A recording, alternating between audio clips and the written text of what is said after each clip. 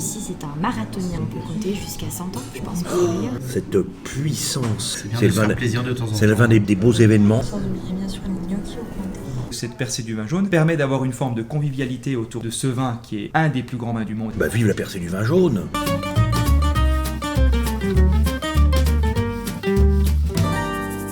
Chers amis de Franche-Comté, mais aussi d'ailleurs, bien le bonjour. J'espère que vous allez bien. Soyez heureux d'être accueillis aujourd'hui dans le magnifique département du Jura et cette belle cité d'Arbois enserrée de montagnes et de vignobles. Pour honorer comme il se doit la percée du vin jaune des samedis 3 et dimanche 4 février prochains, nous sommes aujourd'hui au restaurant Les Caudalie, une très belle maison. Première formule, déjeuner à 28 €. On a mis un petit peu les petits plats dans les grands. Allez, venez avec nous, vive la Franche-Comté. Une petite bouteille de vin jaune, c'est pas du rouge, c'est pas du blanc, ça ne vient... Alors les Caudalie vous proposent donc un menu percé du vin jaune, suprême de volaille, champignons et morilles, sauce vin jaune, le cépage savagnin, c'est un de ceux qui se révèle le plus dans les sauces. Et puis une petite tatin de pommes, caramel au vin jaune, tout ça pour 28 €. Avec le café. Donc Sylvain Faudot, c'est un vigneron du coin. Là, on est à Saint-Cyr. On te bande les yeux. On est à Arbois là. Et tu dis on est à Arbois, voilà, au milieu de ces montagnes, dans ce joli pays, ces rivières, les Montbéliardes dans les champs, les fruitières le long de la route. J'adore le cresson, j'ai pris le gâteau de cresson avec les champignons. On va goûter. Je suis sûr que ça se marie bien avec le vin d'Arbois. Ouais, c'est bon. Cresson, champignons, ça va bien. On ne mange pas assez du cresson. Alors, ensuite on a des Saint-Jacques. Saint-Jacques aux agrumes. Agrumes, ça se marie bien avec la Saint-Jacques. Et on va rendre hommage à leur interprofession qui empêche la surpêche. Ils surveillent pendant les campagnes de pêche, je crois que ça dure 3 quarts d'heure. Après, il y a un hélicoptère qui donne un signal, plus de pêche. Nos amis pêcheurs de Saint-Jacques ont compris l'utilité de faire attention à nos fonds marins.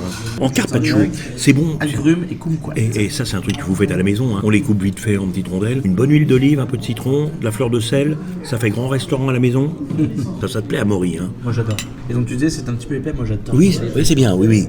Ils nous font pas ça comme du papier à cigarette. Hein. Voilà, le client, il ne vient pas au restaurant, il vient manger au restaurant. Donc il faut qu'il y ait un peu à manger dans l'assiette. Un petit trou normand. Trou normand, regardez en l'air. C'est sorbet de poire et eau de vie de Mirabelle. Ouais, alors Mirabelle, moi c'est ce que je préfère. Moi dans les eaux de vie, la Mirabelle, c'est la saison, on est en plein dedans. Ah, on est en plein dedans, voilà. J'aime bien cette petite pause gourmande. Ça amène un deuxième temps après à la suite du repas. Sans oublier bien sûr les gnocchis au comté. Pas le même verre, pas la même couleur et pas la même bouteille. Exactement. Pour le Château Chalon de chez Philippe Butin en 2014, vin jaune c'est minimum 6 ans et 3 mois d'élevage sous voile. On perd environ un tiers du vin, mais on veut produire le même nombre de bouteilles. Donc on a inventé le Clavelin, 62 centilitres. 4 appellations pour le vin jaune en Jura. Ici on est sur un Château Chalon, mais vous avez aussi Arbois, l'Étoile et AOC Côte du Jura. Château Chalon, ce sont des caves qui sont enterrées humides, donc très longtemps pour se faire. Notamment ici c'est 8 ans. Le voile est beaucoup plus fragile, donc la projection dans le temps, elle est assez immense. Ici, c'est un marathonien. On peut compter jusqu'à 100 ans, je pense. Ah oui, écoutez, pour dans 100 ans, on n'est pas sûr d'être là. Autant le voir aujourd'hui, finalement. Au nez, c'est assez impressionnant. C'est assez émouvant. Cette puissance, accompagnée, évidemment, une poularde, des morilles, une sauce au vin jaune, des gnocchis au comté. Toute la Franche-Comté est à l'unisson. La poularde, c'est bon. Et les morilles aussi. Ça, je vous le recommande. Hein.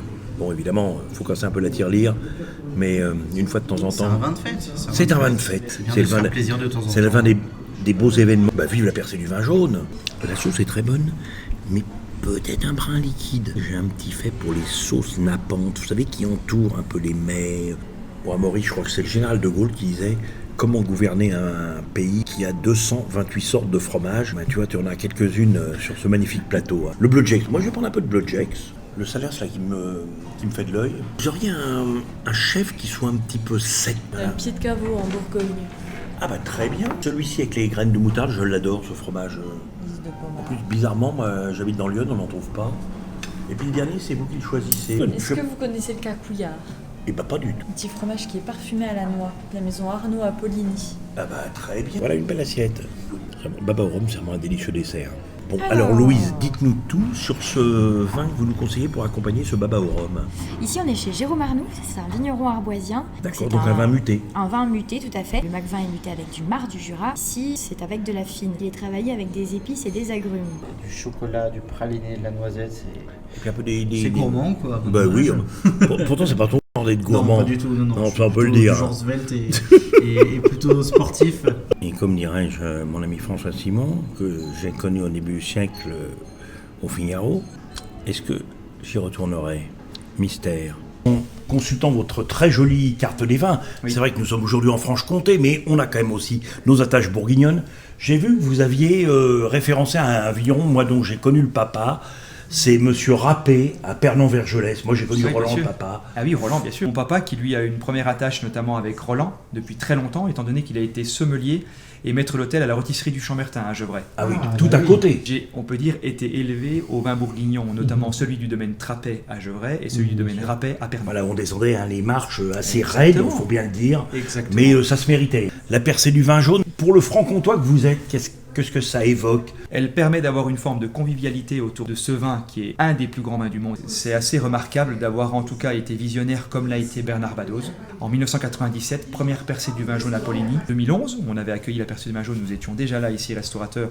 Et il y avait eu un monde incroyable et excité de savoir que cette percée de vin jaune va de nouveau être en Arbois, dans la capitale des vins du Jura.